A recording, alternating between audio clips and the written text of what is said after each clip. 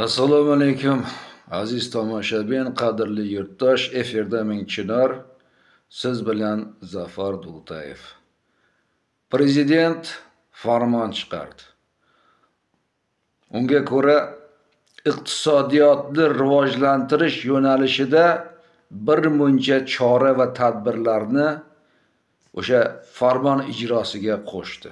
Ya'ni iqtisodiyotni rivojlantirishda davlat aralashuvini cheklash hisobiga ularning imkoniyatlarini ko'paytirish, imtiyozlar yaratish va mana shu yo'nalishda, shu shaklda O'zbekiston Respublikasi iqtisodini kuchaytirish va bu vakolatni nazoratini bosh vazirning iqtisod o'rinbosari, ya'ni iqtisodiyot vaziriga topshirildi. Butun imkoniyatlar, imtiyozlar mana shu tadbirkorlarni ishini rivojlantirish, shularga shart-sharoitlar yaratish uchun belgilab chiqilgan katta bir tizim tashkil qilindi. Hattoki ularning ishiga qandaydir qarshiliklar, to'siqlar paydo bo'lsa, butun qonun ularni himoya qiladi. Hattoki katta blogerlar ham ularni himoyalash uchun qo'ldan kelgancha harakat qilyapti. Shunday ekan, nima uchun bugun O'zbekiston xalqini 7 yoshdan 70 yoshgacha hech qanday sarmoyasiz, hech qanday investitsiyasiz, hech qanday bank kreditlarisiz ish bilan ta'minlash imkoniyati bo'la turib, hech kim bu haqda o'ylab ham ko'rgani yo'q. Na bir deputatlar, na bu Oliy Majlis Senati va hech qanday bir inson bu haqda bosh ham qotirgani yo'q. Lekin buni imkoniyati bor, chunki Birlashgan Millatlar Tashkilotiga deyarli 200 ta davlat ro'yxatdan o'tgan bo'lsa, shularning yarmidan ko'pi mana shunday o'z xalqiga bemalol, hattoki uyida o'tirib, hech qanday diplomsiz, davlat bank kreditlarisiz o'zini o'zi ish bilan ta'minlab, kuniga pul topish imkoniyatini yaratib berib qo'yibdi. Ya'ni oddiy bir telefon orqali. Bugun O'zbekistonning har bitta fuqarosida telefon bor. Mana shu qo'lingizda turgan telefon sizning daromad manbaingizga aylanishi mumkin desam ishonasizmi? Dunyoning eng katta rivojlangan davlatlari, hattoki SSSR qulagandan keyin sobiq ittifoq davlatlarining 10 taga yaqini mana shunday imkoniyatni o'z xalqiga yaratib berdi. Hattoki mana qo'shni Qozog'iston davlati ham o'z fuqarolariga mana shunday bir imtiyozni, imkoniyatni yaratib berib qo'yibdi. Ular hech qayerda ishlamasdan o'z imkoniyatlari, bilimi, tajribasi, intellektiga qarab mana shu telefondan pul ishlaydi. Ijtimoiy tarmoqlarga video joylab, o'sha videodan tushayotgan daromad bilan o'zini o'zi ish bilan, pul bilan ta'minlash imkoniyati bor. Ya'ni monetizatsiya. Nima uchun bizning davlatimiz rahbarlari, mana shu vazirliklar, senatorlar nima uchun o'zbek xalqiga mana shu imkoniyatni yaratib bermayapti? Nima uchun ijtimoiy tarmoqlarda biz videolar joylab pul topish imkoniyatimizga ega emasmiz? Vaholanki bu uchun davlatning hech qanday bir rejasi, hech qanday bir krediti yoki shunga o'xshash bir nima desam ekan, kuchli bir strategik tuzilmalari shart emas. Siz o'z telefoningizga o'zingiz imkoniyatingiz yetayotgan, bilimingiz yetayotgan videolarni joylaysiz va o'sha videolardan daromad ko'ra boshlaysiz. Buning uchun 1000 ta obunachi va 4000 soat ko'rilish bo'lsa bo'ldi. Siz keyin ro'yxatdan o'tasiz va sizning bank hisobingizga pul kelib tusha boshlaydi. Mana bu imkoniyat 7 yoshdan 70 yoshgacha bo'lgan insonlarga mana shunday imkoniyatni berish sharoiti turganda nimaga endi biz shu narsadan foydalanmayapmiz? Qayerga qaramang, odamlar to'g'risini aytsam, bir-birini aldab pul topishga kirishib ketgan. Hattoki nogironlardan, kasallardan, bemorlardan ham daromad manbaiga aylantirishgan. Mana oddiy bir misolda aytaman. O'zbekistonga kirib kelayotgan biologik faol qo'shimchalar, dori-darmonlar, bularning hammasi nima uchun? Biznes bu ham.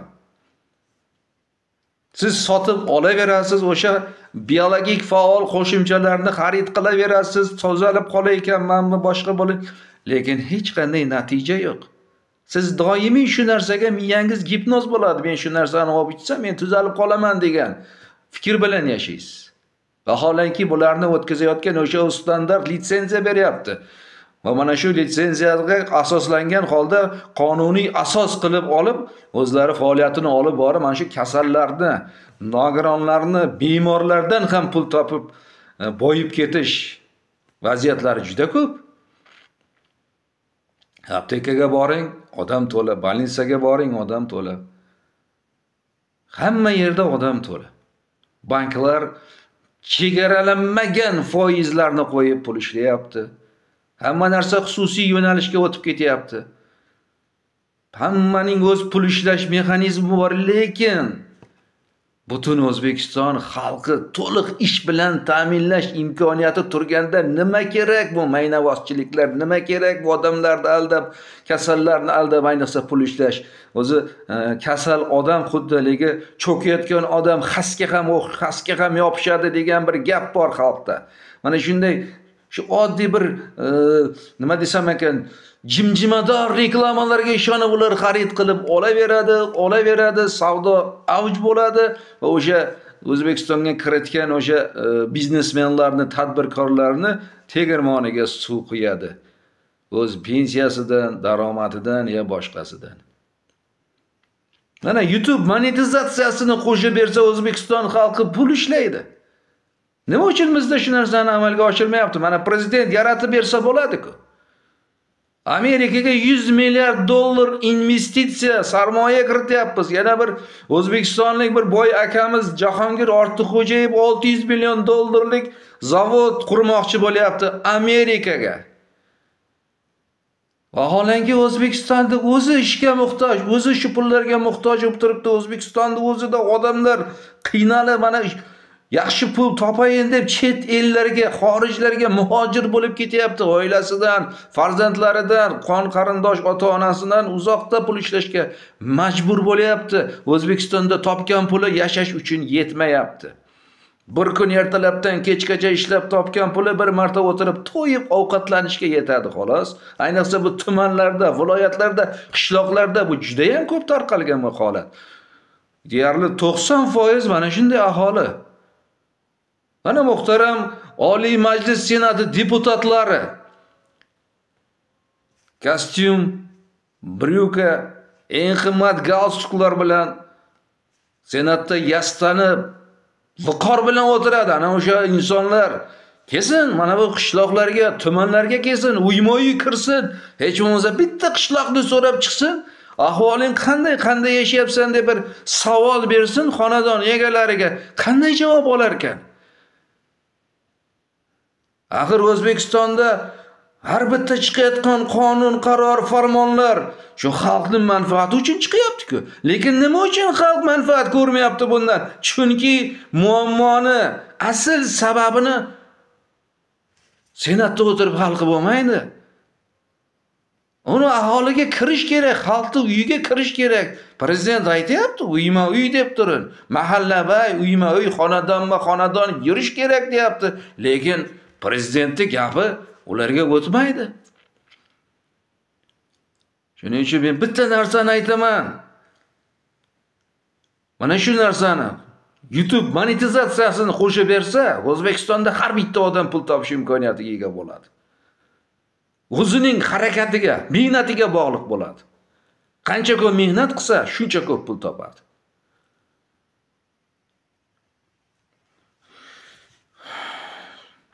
Bu mening fikrim. Yana bitta bir misolni keltiraman. Yaqinda O'zbekistonga Jennifer Lopez kelib ketdi. Butun katta bir stadion ichi to'ldi odamga. Qozog'istonda ham mana shunday konsert berdi. Endi Jennifer Lopez dunyoda tanimagan odam yo'q. Endi shu odam pul topish uchun Markaziy Osiyoga keldi deb o'ylaysizmi? Agar shunday o'ylasangiz xato qilasiz. Jennifer Lopez O'zbekistonning muxlislaridan tushayotgan pulga yo Qozog'istondan tushayotgan pulga zor emas. U shunchaki bu pullarni o'sha Falastinga ehson qilib o'tib ketdi. Nima uchun u shunchalik pulga muhtojlik joyi yo'q? Chunki uni ijtimoiy tarmoqda o'sha YouTube'da monetizatsiya orqali topayotgan puli 7 pushtiga yetadi. Hani Instagram bilan YouTube'da o'zida 260 milliondan ziyod obunachisi bor. Bu 260 milliondan tushayotgan pullar uni hisobiga ham yetib olmaydi oxirigacha. Unga konsertga topayotgan pulga muhtoj emas. U bizning xonandalar, bizning estrada yulduzlarimiz mana shunday konsertdan tushayotgan, to'ylardan tushayotgan pulga muhtoj. Oddiy bir xonadonlarga kelib konsert bermaydi. Ular administrator orqali gaplashib, o'sha kelib ertalabdan ma'lum bir vaqt ichida xizmat qiladi. O'sha xizmatga yarasha o'sha fonogrammasi evaziga bir katta pullarni olib chiqib ketadi. Oddiy kambag'al uyga kelib xizmat qilmaydi. U bizning xonandalar mana shunday pullarga muhtoj, lekin Amerikada yashayotgan o'sha Jennifer Lopez yoki boshqalari emas. Chunki ularda YouTube'da pul ishlash imkoniyati cheklanmagan va davlat unga sharoit yaratib bergan. Shuning uchun muhtaram prezidentimizning harakati, birgina harakati 7 yoshdan 70 yoshgacha bo'lgan aholini ish bilan ta'minlashi mumkin. Qo'lingizdagi oddiy telefon bilan siz sharoitingizni, uyingizda yetishmovchilikni bartaraf qilishingiz mumkin unga videolar joylab. Muhtaram prezidentimizdan men iltimos qilib qolaman. O'zbekistonga ham monetizatsiyani yoqib berishda harakat qiling. Mana shunday bir insonlarga, xalqingizga g'amxo'rlik qiling. Siz doimo xalq tomondasiz, bilaman. Chunki siz bu gapni ko'p aytgansiz. Biz sizga ishonamiz. Siz xalq tomondasiz, siz biz tomondasiz. Demak, biz uchun mana shu narsani bir amalga oshirib bering, nur ustiga a'lo nur bo'lgan bo'lardi. E'tiboringiz uchun rahmat, salomat bo'ling. Keyingi videolarda ko'rishguncha xayr.